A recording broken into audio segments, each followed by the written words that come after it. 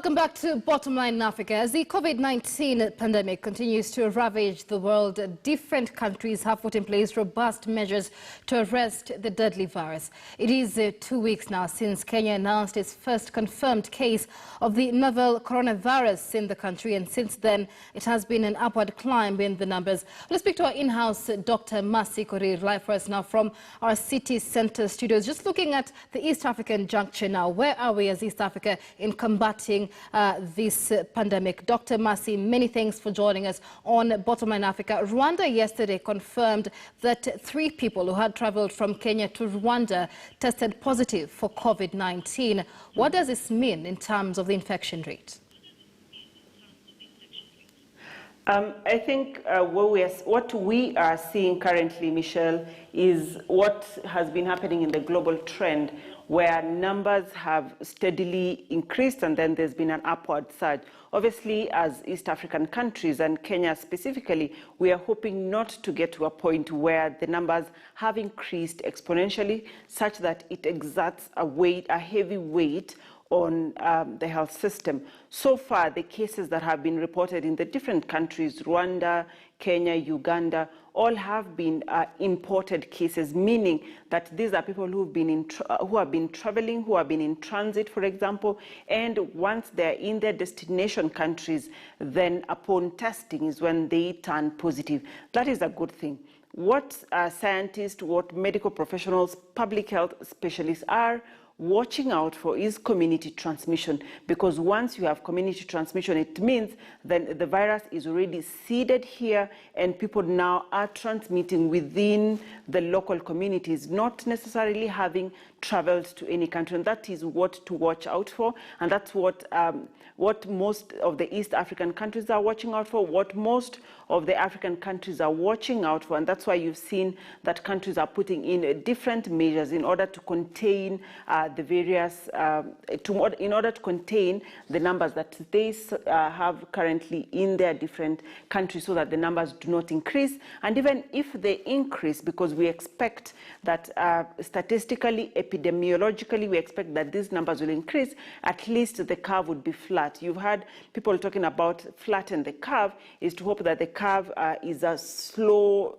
climb as opposed to an upward surge that exerts a lot of pressure on the health system, something that the health systems in the East African countries and Africa at large may not be able to handle, Michelle. And just looking at Kenya, specifically when you speak about local infections, we had, 2 cases, specifically one in Siaya, one in the coastal region in Kilifi, that has spread a lot of panic in the country. And we've seen, over the weekend, Kenyans traveling en masse to their rural areas, many, without knowing whether or not they're infected, many saying that this is the easiest way, the fastest way to spread the infection across the country. What do we know about the more than 600 who are being contact traced after being in contact with the confirmed cases? Actually, Michelle, that is a point to get worried about, where we had the case in Kilifi, we had the Siaya one, there was another one in Makueni, where people have traveled in and they have not observed quarantine, such that they have interacted with the community and they have put the people in their communities and the people that they have interacted with at risk. This is a point of grave concern, not just for we as Kenyans, but also to the public health authorities, because even the more than 600 contacts that have been linked to this particular confirmed cases have their own other contacts. And those contacts will have their own contacts. So if you can just try and imagine the snowballing effect of that, is that from one person, then you'll have a huge mountain or a huge number of people to look for that are potential contacts and that could potentially have been infected with COVID-19 or the coronavirus, and they could potentially transmit it to other people. This is a very grave point, because one, do we have enough personnel to look for all of those 600 or even 1,000 contacts to the people who've been confirmed? I can tell you that we do not have enough personnel for that. So this is this is an exercise that requires a lot of human resource, people to look for those particular people and also observe that they observe quarantine, that they say stay in the designated places.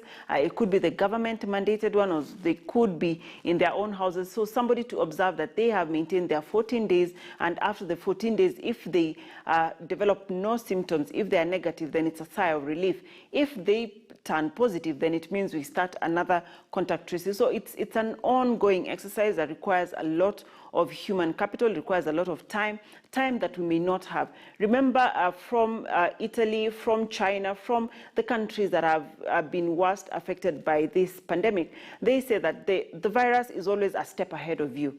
And if you go by what we have seen in Kenya with patient 0, it was 1 week before she was diagnosed with, she was confirmed to have coronavirus. So you can see that as a country, we are at least 1 week behind this particular virus. And those who have come, it means we are always catching up with the virus. So this is why the government is asking Kenyans to stay at home, not to travel up country. I know many people have come up with reasons as to why they travel. They say the cost of living up country is far much better than in the cities. Well, it is valid, but the advice is that people should stay where they are, avoid moving around, so that you avoid the number of potential contacts that somebody has or the government will have to look for.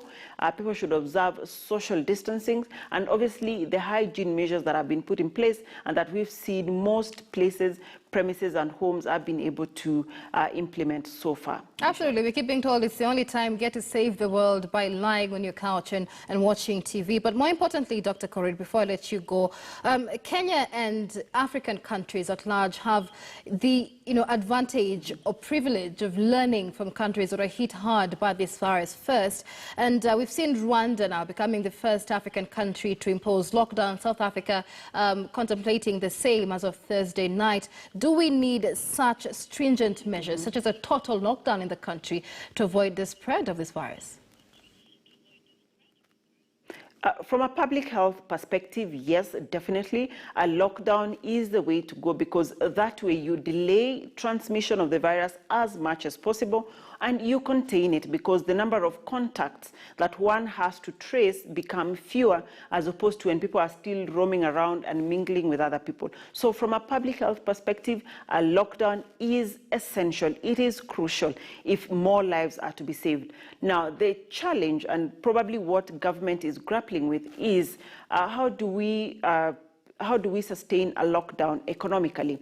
Remember, if people are not able to go to work, they are not able to eat, they are not able to put a roof over their heads, they are not able to meet their basic needs. So these are some of the things that need to be addressed by government. And if you've had many people calling for social protection, and this is it, those people who live from hand to mouth, who do not have the privilege of having an employer, what happens to them?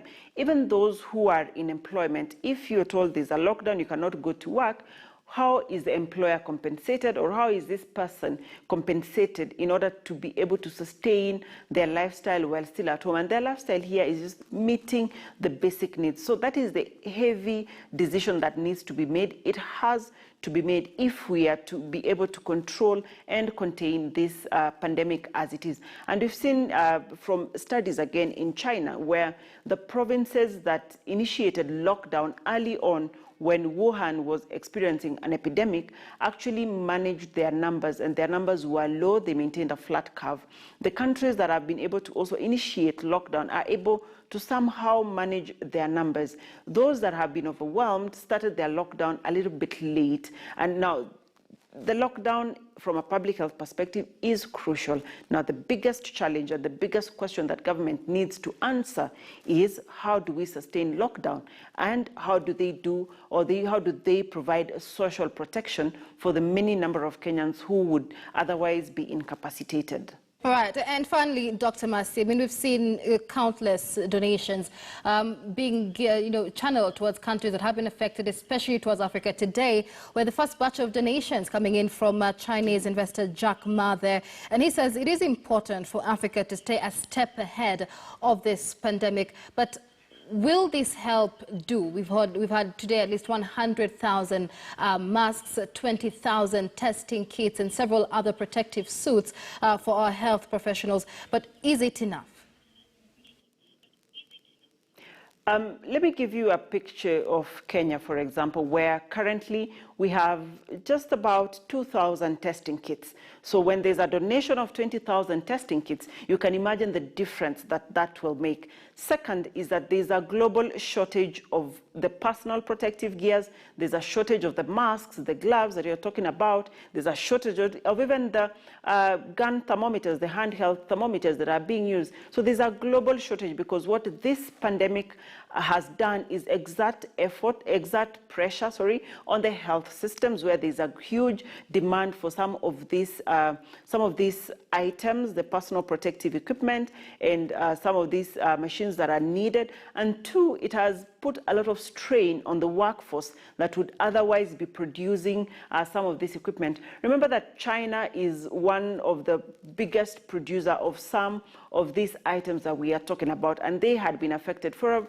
about 3 months with this current pandemic. So you can imagine that the production was low at the time. You've seen several leaders, for example, in the US, who are incentivizing companies and factories to produce, to mass produce some of this equipment because there is a need. So looking at an African context, these donations will make a huge difference because we are already running short. We already cannot meet the demand as it is, and yet the pandemic has not exerted a lot of effort in our health systems. So yes, these donations by JACMA and anyone else who will donate will make a very big difference to the African countries who would otherwise be incapacitated and would see a worse situation of the pandemic, and like that we've seen in Europe or in China or in America, if we do not have this equipment donated to Africa. All right, many thanks. That is our in-house Dr.